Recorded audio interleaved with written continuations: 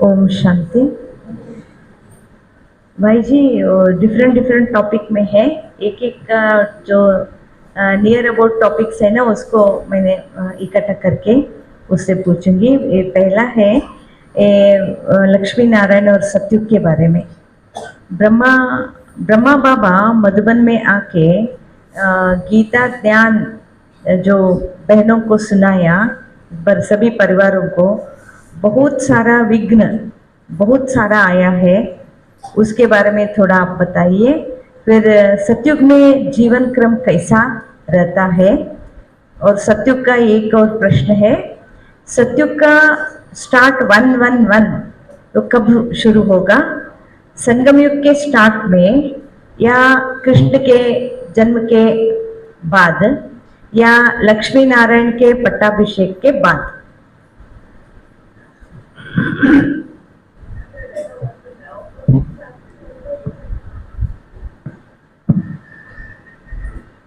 ठीक है।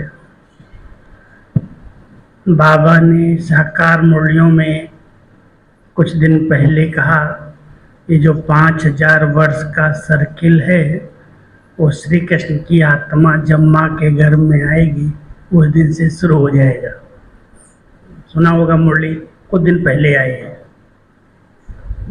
तो बाबा ने 5000 वर्ष के सर्किल को ऐसे बताया कि श्री कृष्ण की आत्मा ऊपर से आई, घर में प्रवेश हुई, वहाँ से सर्किल शुरू हो गया।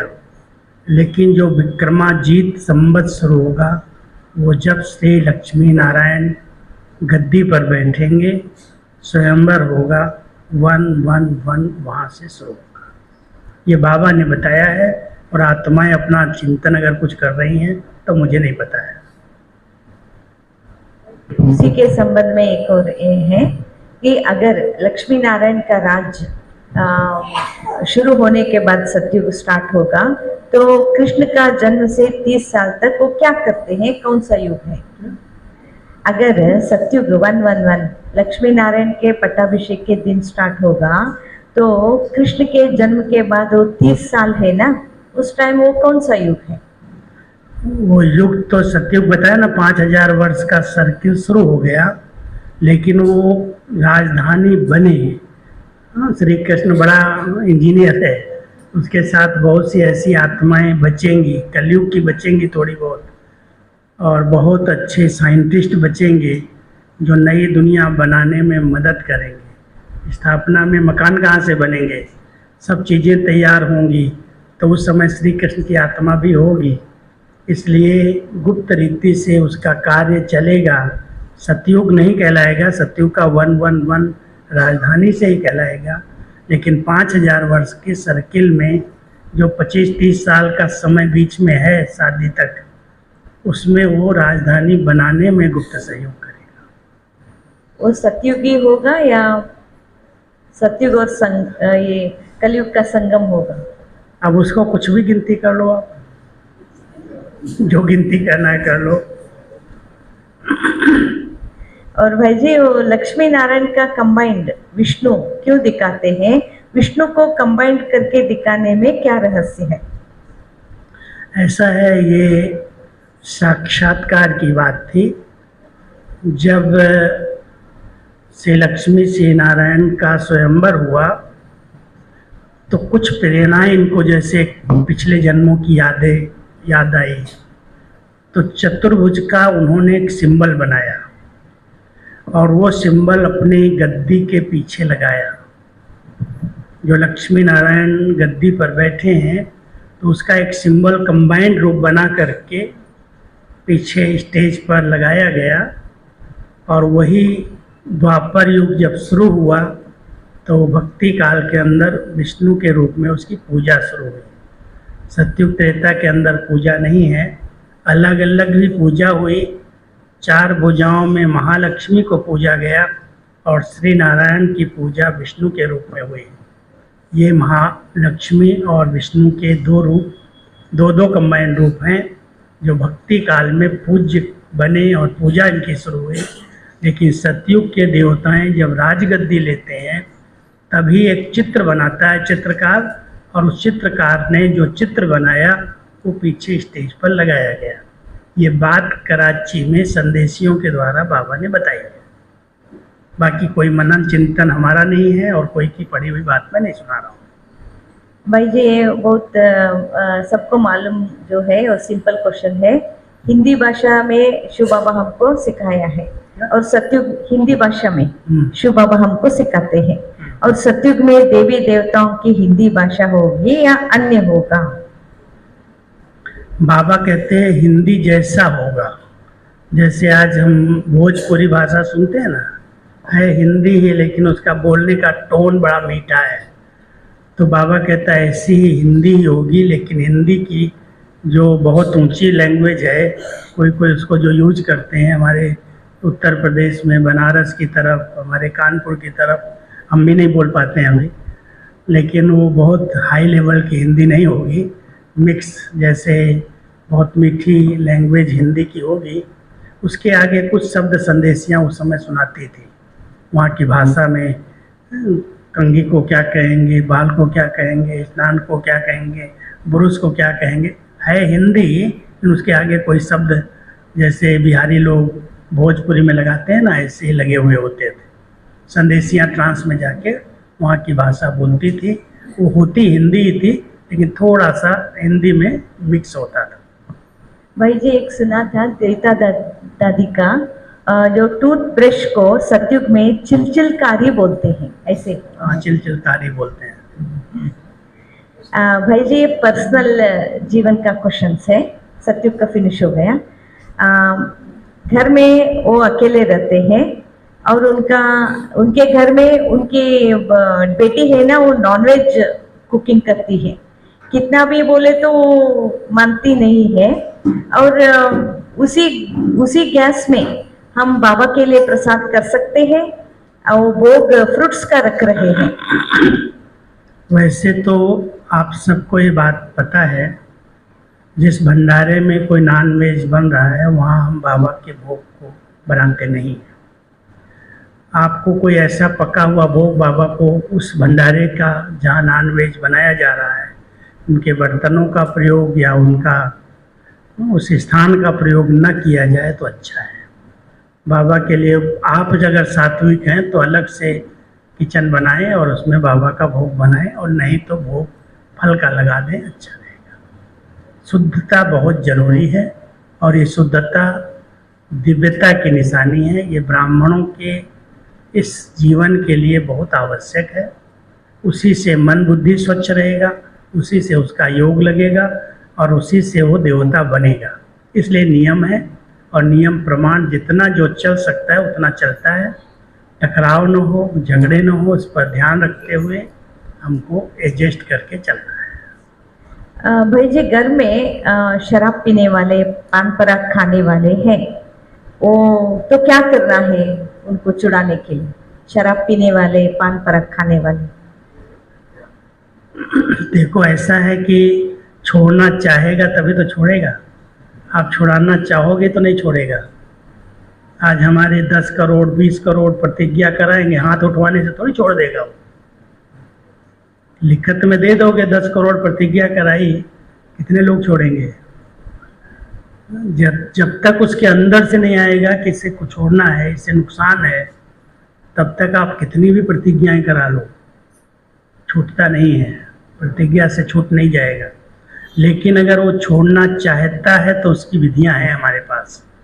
उसके लिए ऐसे ऐसे होम्योपैथिक दवाइयाँ भी हैं, और वो अगर संकल्प पक्का है तो योग अभ्यास से, कुछ होम्योपैथिक दवाई से उसको छोड़ सकता है। मनोबल को बढ़ाना पड़ता है। अगर मनोबल आ गया तो छोड़ पाएगा, नहीं तो कई ज्ञानी आत्माएं अगर पहले से पीने की आदत है तो भी बीच बीच में कभी कभी संग के रंग में आ जाते हैं। इसलिए बहुत दृढ़ता का संकल्प चाहिए, तब छोड़ पाता है। इसलिए आप उसके लिए योग जरूर करो, उसके लिए शुभ भावनाएं रखो, लेकिन उसके अंदर से आना चाहिए कि मुझे छोड़ना है, तब वो छोड़ पाएगा। भाई जी एक है, उनको अच्छी तली हुई चीजें खाने का संस्कार बहुत है, इसको कैसे जीते? कैसे की बात है क्या?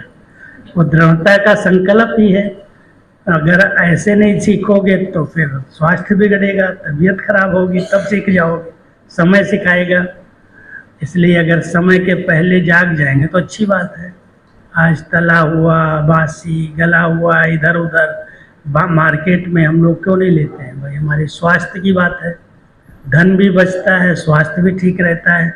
लोग कैसी कैसी भावनाओं से बनाते हैं आजकल लोग।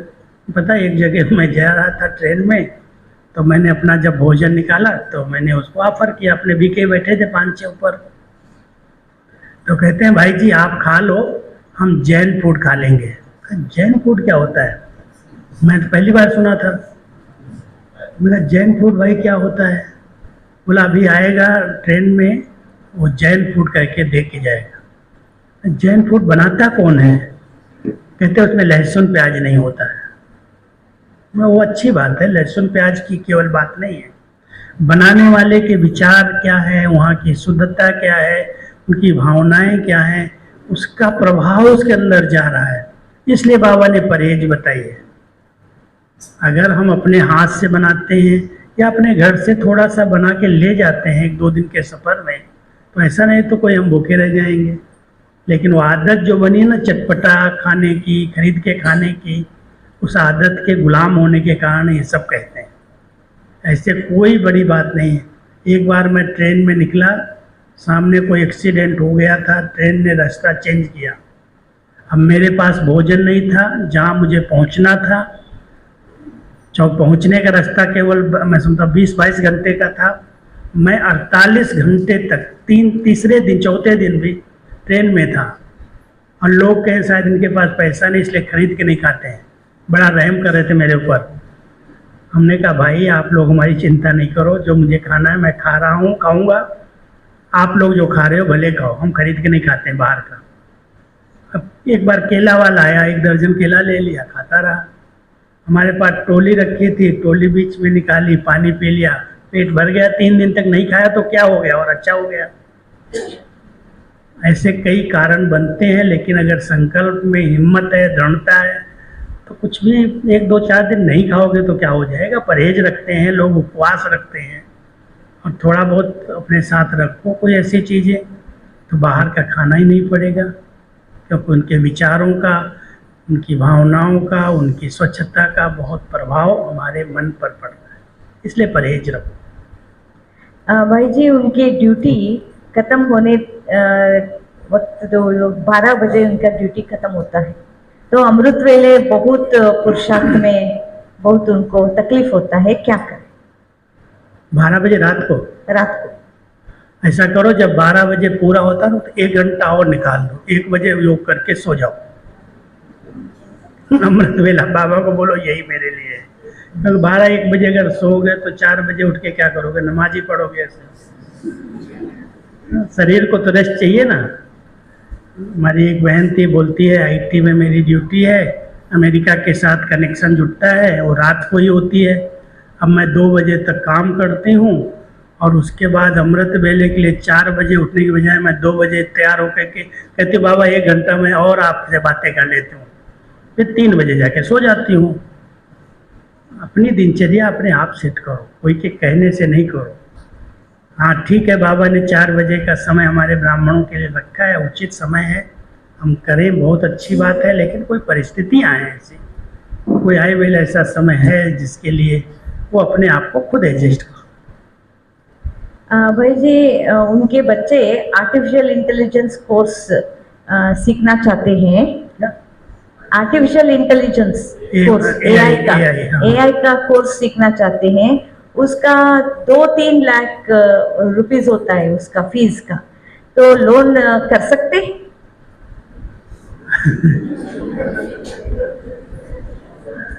आपकी समर्थी है, आप लोन चुकता कर सकते हो, नहीं तो कर्ज तो मर्ज है। कर्ज तो सबसे बड़ा मर्ज है, बीमारी है। अगर आप कर सकते हो तो करो, आपके ऊपर निर्भर करता है। अब वो एआई का कोर्स करना चाहता है, करता है, आप कराना चाहते हो तो करो। अब इसके लिए हमसे क्या पूछ रहे हो? भाई जी किसी को एंग्जाइटी का प्रॉब्लम बहुत है, एंग्जाइटी वो स्ट्रेस वो होता है, तो क्या करे? उससे बाहर आने के लिए? स्ट्रेस टेंशन बहुत होता है। अभी बाबा की मुरली सुनोगे तो मैं समझता हूँ सब टेंशन दूर हो जाएगा। प्यार से समय दे करके अपने को पढ़ाना सीखो, अपने से बात करो, अपने को समय दो। लोग सारा दिन लगे रहते हैं, पता नहीं कहाँ कमा करके ले जाएंगे, इसलिए इतना बिजी किया है, अपने लिए टाइम नहीं है। अब आज 24 घंटा आप मोबाइल को यूज करते, मुझे चार्ज करने का समय नहीं है, चलेगा?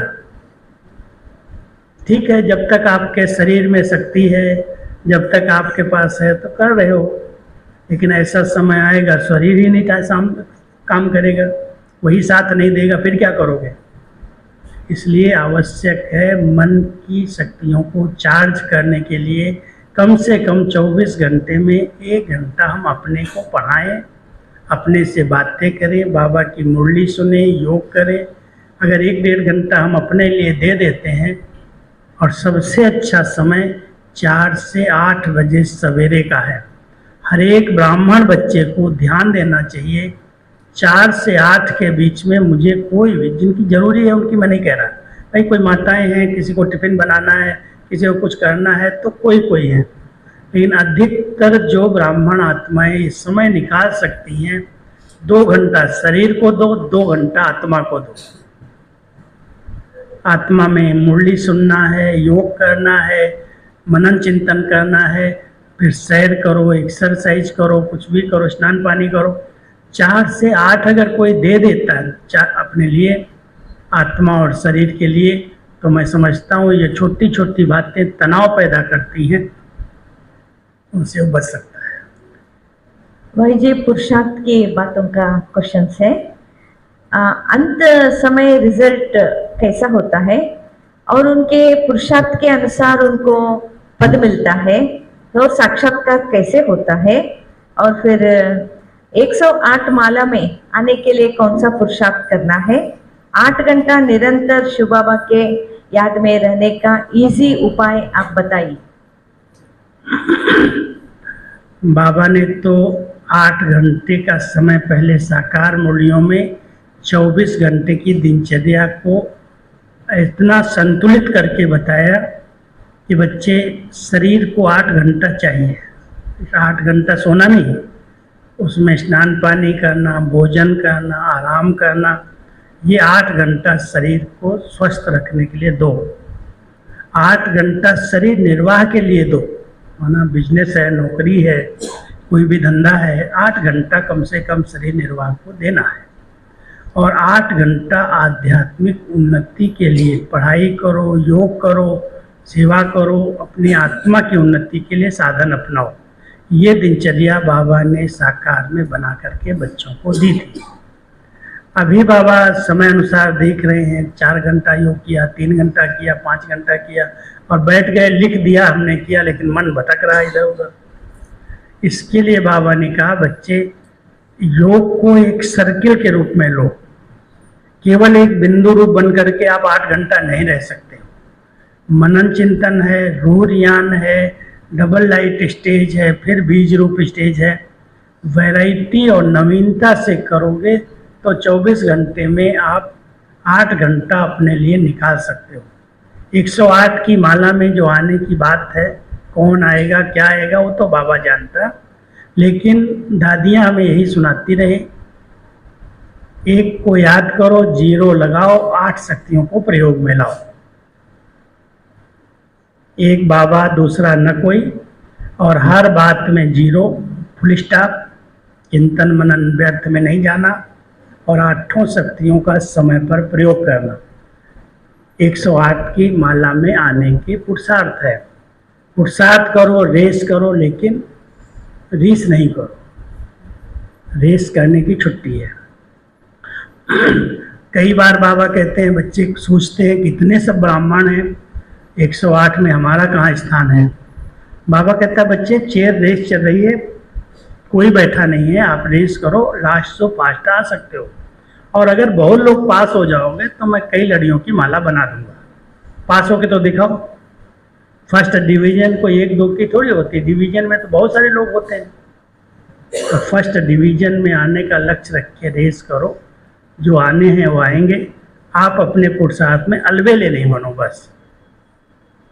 भाई जी फिर रिजल्ट कैसा रहता है? रिजल्ट का सीन जो पुरुषार्थ करते हैं ना, वो अंतिम समय रिजल्ट का सीन कैसे रहता है? अंतिम समय में अगर बाबा की याद आती है शरीर छोड़ने के समय, क्योंकि कई बातों में जिसमें बहुत समय हम उलझे हुए रहते हैं, अंत मति सो गति, अंतिम समय में वही बात याद आती है जिसमें बहुत समय बुद्धि लगी रहती है।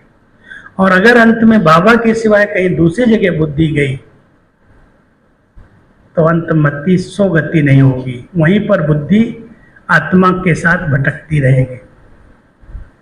और विशेष करके दो बातों में बुद्धि भटक जाती है, एक संबंध में और दूसरा पैसे में, धन में। जब अंतिम समय आता है, एक कहानी सुना दूं। कहते एक बड़े समझदार सेठ जी थे और उन्होंने सुना था कि कलयुग में तो नाम लेने से भी मुक्ति मिल जाती है, नाम की बलिहारी है। तो जब उनको बच्चे हुए तो 3 बेटे हुए, तीनों का नाम उन्हें भगवान के नाम पर रख लिए। एक का मोहन रख दिया, एक का कृष्ण रख लिया, एक का राम रख लिया कि अंत समय में राम या मोहन या कृष्ण ही तो सामने होंगे।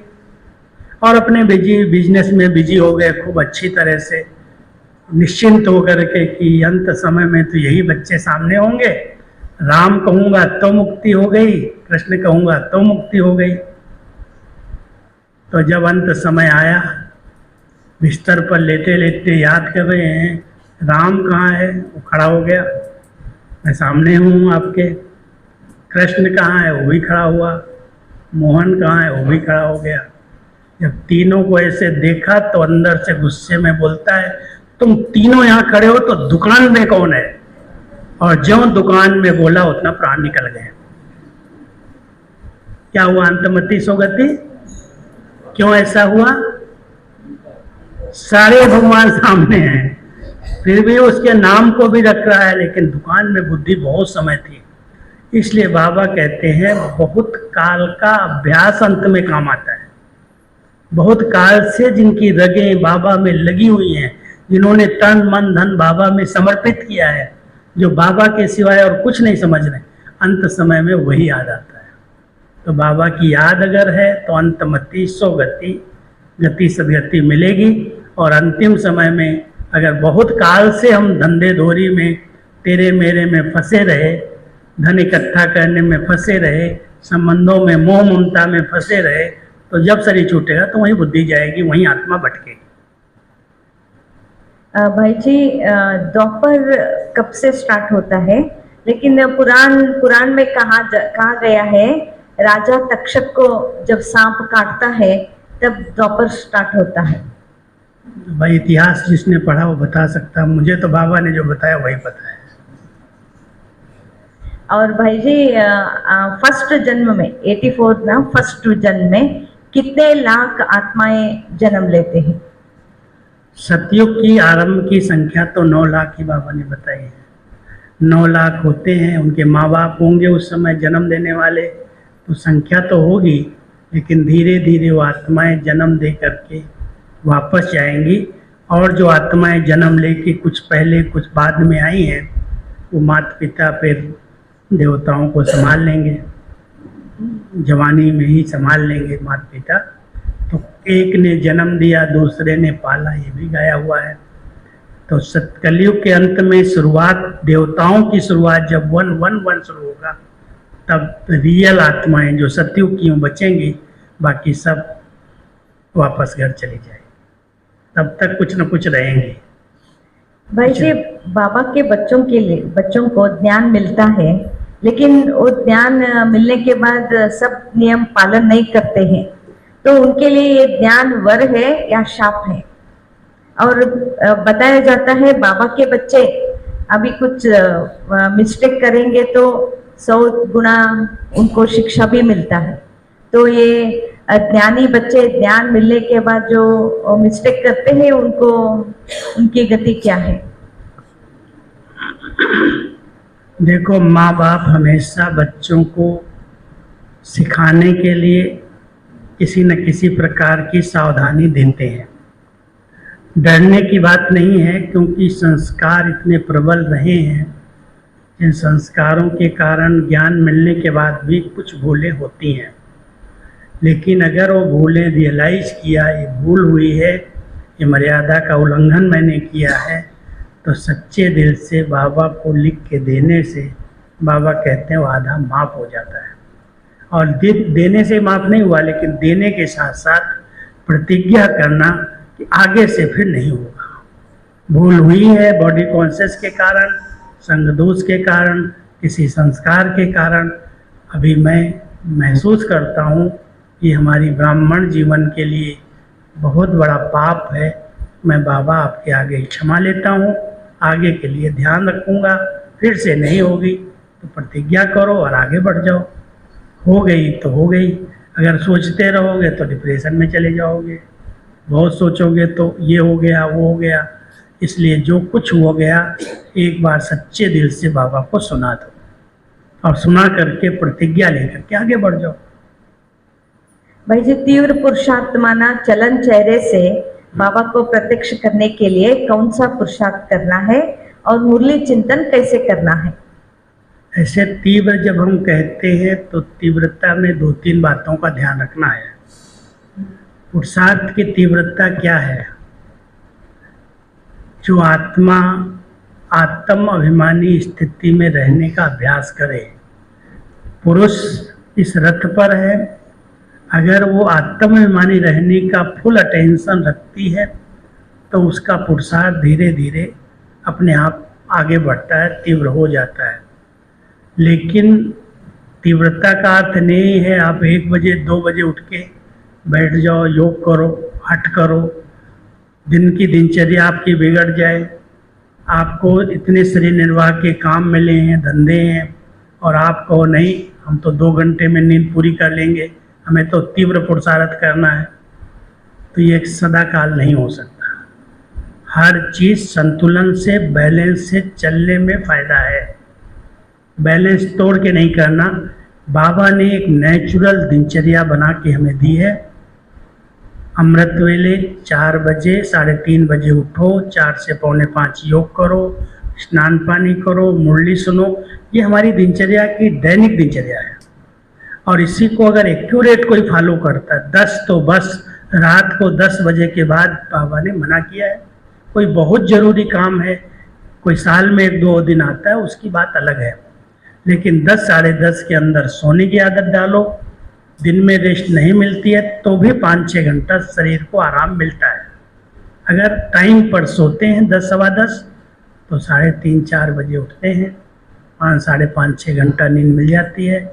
शरीर के लिए, कईयों के लिए वो काफ़ी होती है। बड़ी आयु हो जाती है तो थोड़ा सा शरीर को और रेस्ट चाहिए होता है, वो अलग बात है। लेकिन हम अपनी दिनचर्या को सेट करें, जो बाबा ने बनाई है उस पर चलो। ध्यान देना, तीव्र पुरुषार्थ में ऐसी गति न हो जो कोई बात आए तो हम उसको जंप मारना चाहें। जैसे गाड़ी अगर कोई तीव्र चला रहा है, फास्ट चला रहा है, तो एक ब्रेक और एक हैंडल का ध्यान रखता है, पेट्रोल का भी ध्यान देता है। गाड़ी में पेट्रोल फुल है, स्पीड तो हमने ले ली, पेट्रोल है ही नहीं, पेट्रोल पंप सामने नहीं है, तो क्या होगा? खड़ी हो जाएगी गाड़ी। बाबा के घर में आते हैं, रोज़ पेट्रोल भरते हैं, तीव्रता के लिए रोज़ मुरली सुनते हैं, अच्छा चिंतन करते हैं। हम पेट्रोल पंप पर आ ही नहीं रहे, हम तो घर में सुन रहे हैं, हम तीव्र पुरुषार्थी हैं। पेट्रोल ही नहीं अंदर, खाली हो जाओगे। ब्रेक ही नहीं है, ड्रामा का ज्ञान ही इतना यथार्थ एक्यूरेट नहीं समझा है। कोई भी बात आती है, ब्रेक कराते हैं, बिगनाते हैं, अपनी गाड़ी को स्लो कर लेते हैं, ब्रेक लगा करके फिर स्पीड पकड़ते हैं, मोड़ते हैं गाड़ी को, खड़ा नहीं करते हैं। क्यों, क्या में नहीं जाते? आ गया ठीक है, बैल आ गया, जानवर आ गया, कोई व्यक्ति आ गया, कोई मोड़ आ गया, ब्रेक लगाई, साइड से निकल गए, फास्ट ले गए स्पीड। तो इस ज्ञान मार्ग में भी कई प्रकार के ब्रेकर्स आते हैं। शरीर का हिसाब किताब आ जाता है, संबंधों का आ जाता है, आर्थिक का आ जाता है। अब उसमें हम कहें हम तो तीव्र पुरुषार्थी हैं, हमें को कोई परवाह नहीं है। उसमें धोखा खा लेंगे, कहीं ना कहीं एक्सीडेंट कर लेंगे। इसलिए ध्यान देना, पेट्रोल फुल रखो, ब्रेक पावरफुल रखो और हैंडल अपने को मोड़ने की शक्ति हर परिस्थिति में साथ रखो, तो तीव्र पुरुषार्थ हो सकता है। भाई जी 3 अगस्त को मुरली में आया था कि बुद्ध क्राइस्ट आदि पहले ग्रस्त आत्माएं थे। कोई कोई कहते हैं यह तो स्पेलिंग मिस्टेक हो सकता है, क्राइस्ट तो सन्यासी था। आप प्लीज इसका यथार्थ समझाइए। और एक है भाई जी इसमें कि बाबा बोलते हैं अगर ब्रह्मा भी मिस्टेक किया तो बाबा उसको ठीक करेंगे। ये सिर्फ ब्रह्मा बाबा के लिए है या निमित्त आत्माओं के लिए है? पहली बात जो क्राइस्ट की है, बुद्ध की है, शंकराचार्य की है, ये जिन्होंने धर्म स्थापन किया है वो पवित्र आत्माएं ऊपर से आती हैं। पहली आत्मा गृहस्थी हो सकती है, जैसे गौतम बुद्ध गृहस्थी बने, बच्चा हुआ, लेकिन उन्होंने जब तपस्या शुरू की, आप अगर लुम्नी में जाएंगे, नेपाल में लुम्नी आता है हमारे बिहार के बॉर्डर पर, तो वहाँ पर मैं गया था, तो वहाँ पर बुद्ध का जो बौद्धिस्ट, उनको बौद्धिस्ट प्राप्त हुआ, ज्ञान प्राप्त हुआ। एक बनारस में सारनाथ के अंदर, दूसरा गया के अंदर, तीसरा लुम्नी में जन्म हुआ। बौद्ध की कहानी में वो प्रवृत्ति में थे, गृहस्थ में थे, बच्चे थे, सब कुछ हुआ। लेकिन उसके बाद उन्होंने जब तपस्या की तब वो सिद्धि अवतरित हुई, बनी। तो बाबा हमेशा कहते हैं जो धर्म स्थापक की आत्माएं हैं वो गृहस्थी नहीं है, उनका जो पहला जन्म है वो हमारे आदि सनातन धर्म की आत्माएं ही हैं। जो हिंदू बन गई वो हैं प्रवृत्ति वाली, लेकिन उसमें वो आत्मा आई पवित्र और उसने प्रवेश किया, अपना धर्म स्थापन किया। लेकिन उस धर्म की स्थापना के बाद जब पालना करनी है तब उसको गर्भ में आके फिर से जन्म लेना पड़ता है। पहले धर्म स्थापन के समय वो पवित्र आत्मा है, जब वो परम धाम घर से आई है तो प्रवेश करती है, जैसे शिव बाबा प्रवेश होते हैं।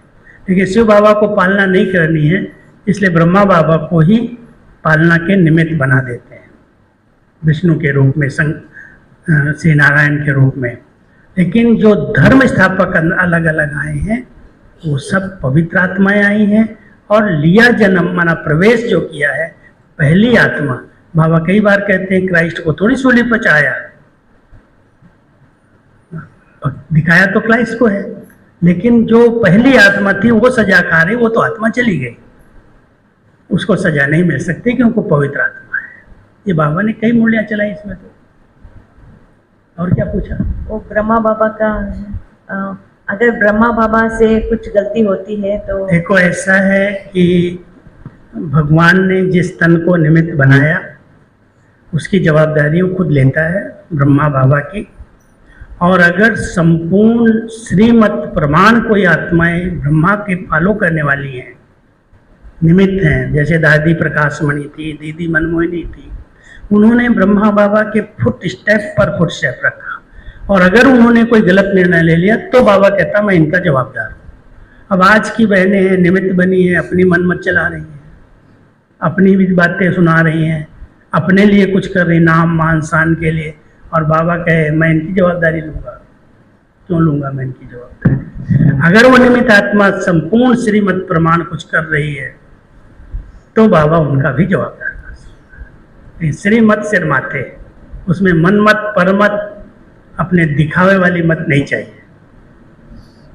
भाई जी कोई कोई आत्मा अपने कर्म के आधार में सुख दुख में आती है, लेकिन कोई आत्माएं मानसिक होते हैं, बुद्धिमान भी होते हैं, और कोई कोई पागल होते हैं। वो ऐसा क्यों? उनका रहस्य? कोई भी सजा, कोई भी प्रकार का कर्म भोग बिना कर्म के नहीं होता। भले इस जन्म में नहीं किया है, पिछले जन्मों में किया है, सामने पेपर आया है, अगर उसने उस जन्म में अच्छे पुण्य कर्म कर लिए हैं तो कर्म भोग भी बहुत सहज रीति से पार हो जाता। आता जरूर है, क्योंकि कर्म की रेखा बहुत अविनाशी है, उसको मिटाया नहीं जा सकता। लेकिन सूली जैसी बात भी कांटा हो जाती है। सहज पार कर लेता है। आ गई बात तो उसका दर्द, उसकी भोगना। आज दादियों के सामने शरीर के हिसाब किताब आए, उन्होंने कभी नहीं कहा मेरे को दर्द है, मैं बीमार हूँ, मैं दुखी हूँ, मैं परेशान हूँ। नहीं, मैं तो बिल्कुल ओके हूँ। इतनी बीमारी, एक दिन की बात सुनाता हूँ। 60 में दादी जी जब बॉम्बे से गई तो यहाँ ऑपरेशन किया हुआ था, सांस के लिए एक से नली थी। अब मैं गया तो दादी मेरे से बोलती थी, बात करती थी, तो मैं अकेले में गया। दादी ऐसे चारपाई ऐसी थी हॉस्पिटल वाली, तो मैं बैठ गया सामने। दादी, एक संकल्प मुझे बहुत चलता है कि मैं 1-2 साल हो गए हैं और मैं आपके नाम के पत्र लिख रहा हूँ, प्रकाश मणि बन करके। पहले आप लिखाती थी, फिर लिखने के साथ मैं लिख के जाता था, पढ़ लेती थी, पास करके देती थी। और अभी 1-2 साल हो गया है जो ना पढ़ती है ना लिखाती है, और मुझे लिखना पड़ रहा है आपकी तरफ से, जिसके पत्र आते हैं। मैं अगर लिखूंगा तो राजू भाई को कौन मानेगा? लिखना तो आपके नाम से ही पढ़ा गया। अभी मेरा विचार है मैं लिखना बंद कर दूँ, मैं नहीं लिखूंगा। आप लिखाएंगे तो लिखूंगा। अरे तुम तो इतना अच्छा लिखता है, दादी ने तो तेरे को सिखाया है, दादी की जवाबदारी है, तुम लिखो जैसे लिखते हो। इतने में गुलजार दादी आ गई, और गुलजार दादी बहुत हंसते हंसते बोलती है, आज दोनों क्या रूह रिहान कर रहे? दादी आज बहुत प्यार से रूह रिहान करी तुम्हारे साथ। तो मैं तो कुछ बोला नहीं। तो दादी कहती है, अरे गुल देख आज इसको क्या हो गया, इतने दिन से मेरे नाम के इतने अच्छे अच्छे पत्र लिखता है, आज कहता है आप लिखाओगे तो लिखूंगा, नहीं तो मैं छोड़ दूंगा। आप इसको सिखाओ ना, सुनाओ ना। तो दादी गुलजार हंसते हंसते कहती, दादी ये कहता तो ठीक है, ये कहता तो ठीक है। और दादी चुप, कुछ नहीं बोली, क्योंकि गुलजार दादी का बोलना माना बाबा का बोलना, उनको बहुत भावना थी। तो दादी कहती है, अच्छा लिखो, मेरे बोलते लिखो। मैं डायरी पे ले गया था, तो पहले लाइन में लिखाते लिखो दादी 100% ओके है। मैंने कहा मैं नहीं लिखूंगा। क्यों नहीं लिखेगा? मैंने कहा और लोग कहेंगे झूठा लिखता है। आप कहाँ 100% ओके हैं? कहती मेरे क्या हुआ है, मेरे कुछ हुआ है क्या? दादी आपको कुछ नहीं हुआ है, आप बिस्तर पर हैं, ऑक्सीजन का सहारा है, आप कुछ नहीं हुआ। कहती अरे तो डॉक्टरों का चक्कर है, मैं तो बिल्कुल ठीक हूँ। मुझे बाबा की दुआएं हैं, आप सबकी दुआएं हैं, मुझे कोई दर्द है क्या, मैं बीमार हूँ क्या? अरे 19 भी चलता है, तुम लिखो 100% दादी ओके। ये स्टेज थी, वो भोगना नहीं थी। उन्होंने उस भोगना को भोगना नहीं समझा, बीमारी को बीमारी नहीं समझा, योग में उसको चेंज कर दिया। तो हम सब बाबा के बच्चे, कोई भी बड़े से बड़ा पेपर आएगा जरूर, अगर गलत कर्म हुए हैं, लेकिन वो भोगना के रूप में न रहे। बाबा की योजना है, बाबा की याद में रह करके उसको हम सहज पार कर सकते हैं। 3 क्वेश्चन है, उतना ही। 84 जन्मों का जो पाठ आत्मा में भरा हुआ है, उसमें बाबा बोलते हैं योग बल से विकर्म विनाश कर सकते हैं। वो कैसे कर सकते हैं? कर रहे हैं ना कि नहीं कर रहे हैं? जो हम योग कर रहे हैं, बाबा को याद करते हैं, तो योग बल से विकर्म विनाश का अर्थ क्या है? जो विकर्म करने से हमारे संस्कार बन गए, वो योग से संस्कारों में परिवर्तन आता है। जो क्रोध का संस्कार, काम का संस्कार, दूसरे विकारों का फुल फोर्स रहता है, जब योग करते हैं तो धीरे धीरे वो संस्कारों में परिवर्तन आता है।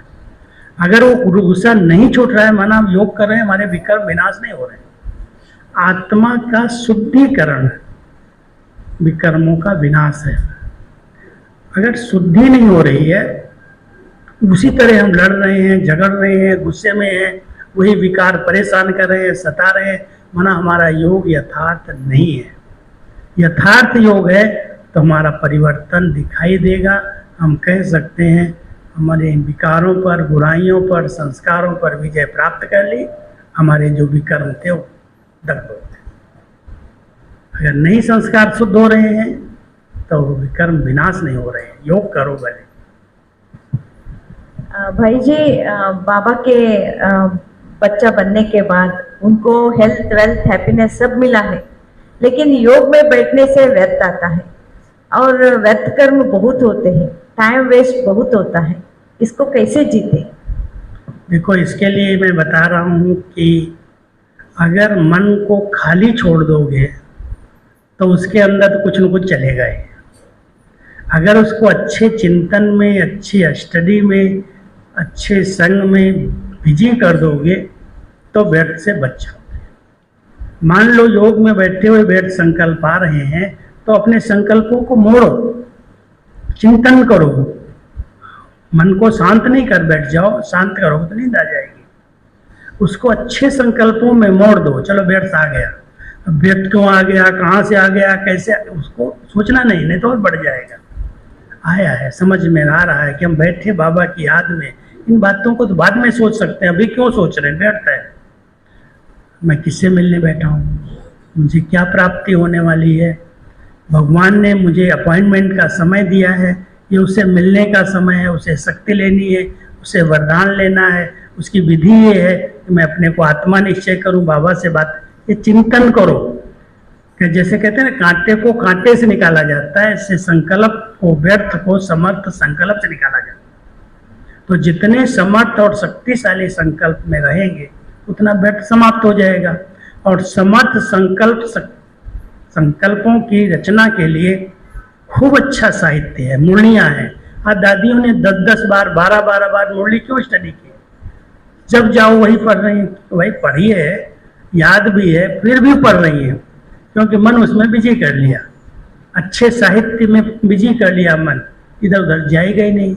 आपने फ्री छोड़ दिया तो वो तो भटकेगा ही, वो तो व्यर्थ लाएगा ही। वैसे भी कहते हैं खाली घर शैतान का डेरा। शैतान कहाँ रहता है? जो खाली खंडहर पड़े हुए हैं, मकान में थोड़ी रहता है, मंदिरों में। आप घर को मंदिर बना के रखो, मंदिर में भूत नहीं आते। ये व्यर्थ संकल्प, विकल्प, किसी भी प्रकार का भूत है, उसे मुझे इस मन मंदिर में नहीं आने देना। और उसके लिए इसके शुद्धिकरण का उपाय रखो, अच्छी अच्छी स्टडी करो, मन को अच्छे विचारों में रमण करने की आदत डालो। भाई जी, इनको बाबा के प्यार के सागर में डूबना है, उसका तरीका क्या है? प्राप्तियों को याद करो, किस नरक से, किस गंदगी से बाबा ने हमें निकाला है। क्या खाते थे, कैसे रहते थे, क्या पहनते थे, कैसी बातें करते थे। कलयुग में हर एक आत्मा कहीं न कहीं विकारों के अंदर लिप्त है, और बाबा ने अपने बच्चों को कितना स्वच्छ बनाया, साफ बनाया, इतना अच्छा। हम तो 3 बातें याद रखते हैं, मैं खुद पर अपने प्रयोग करता हूँ।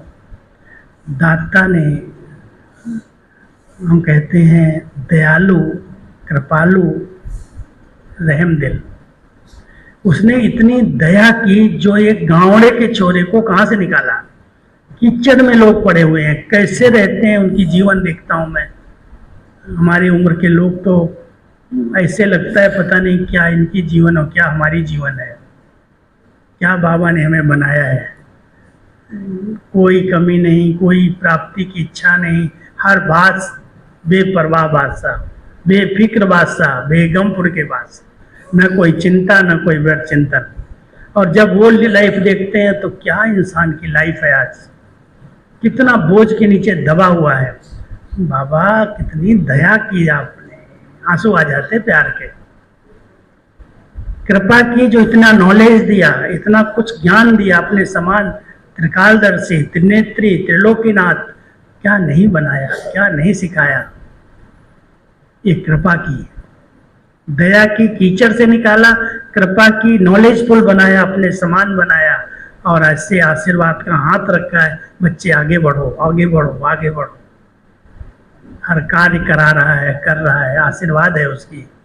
तो अगर हम इन बातों को, जो संगम पर प्राप्तियां हैं, उनको दिल से याद करते हैं तो बाबा शुक्रिया, प्यार में आंसू आ जाते हैं। यही प्यार प्राप्त करने का साधन, प्यार में खोने का साधन है। भाई जी, लास्ट क्वेश्चन है, स्वीट साइलेंस, डेड साइलेंस, इसका तो आपने बताया डीप साइलेंस, उनका आपने क्लास में बताया, लेकिन थोड़ा और बताइए। कल हमने इस पर योग किया था। जब कोई सागर में लहराता है तो उसका अपना आनंद होता है। आपके पास तो सागर है, महिला जो नहाने जाते हैं, अभी तो नहीं लेकिन जब भी जाते हैं तो उसका आनंद लेते हैं, मौज का अनुभव करते हैं। उनको लहरों के साथ लहराना आता है, मनोरंजन है। अगर हमारे जैसा चले जाए तो लहरों के साथ बह जाएगा। तो एक है ज्ञान का मनन करना, चिंतन करना, मंथन करना, लहराना, और एक है एकदम जो गहरे डुबकी लगाना जानते हैं, आँख नाक कान बंद करके सब शांत होकर के सांसें भी रोक करके एकदम चले जाते हैं। कोई संकल्प नहीं, कोई दुनिया की आवाज़ नहीं, किसी भी प्रकार का चिंतन नहीं, बैठ गए। शीतलता का अनुभव, उस शक्तियों का अनुभव, जल के अंदर अंदर की गहराई में जो रतन है उनका अनुभव। ऊपर तो कीचड़ भी हो सकता है, गंदगी भी आ सकती है, अंदर जाने से रत्नों की खान मिल जाती। तो गहराई में जाना, इसको हम कहते हैं डीप साइलेंस। और फिर बाबा जैसे सागर में कोई नहा के तैर करके आता है, अंग्रेज लोग खास आते हैं सागर के किनारे नहाने, तो बाहर लेट जाते हैं एकदम अशरीरी होकर के, ऐसे कम कपड़ों में, और ऊपर सूर्य की किरणें आती हैं। वो स्वीट साइलेंस, क्या आनंद आता होगा उसमें। नहा के आया, सागर में डुबकी लगा के, और सूर्य की किरणें ले रहा है, शक्ति मिल रही है, उसकी ऊर्जा चार्ज हो रही है, उसकी चमड़ी अच्छी मजबूत हो रही। सागर के नहाने वाले मजा लेते हैं ना इसे।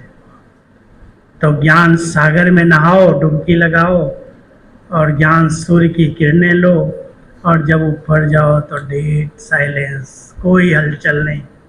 बाबा के समीप बैठ गए, बीज बन गए, सब कुछ समाया हुआ है लेकिन कोई विस्तार नहीं। वो बीज रूप स्टेज है, उसको हमने कहा था डेड साइलेंस। सूक्ष्म वतन की स्टेज को कहा था स्वीट साइलेंस। और संगम पर जब तले में चले जाते, मनन चिंतन भी शांत हो जाता, उसको कहा था डीप साइलेंस। अभ्यास करना, ये हमारा चिंतन है। बाबा ने कई बार कुछ कुछ बताया है, आप सब भी अभ्यास करके देखना। ओके, ओम शांति।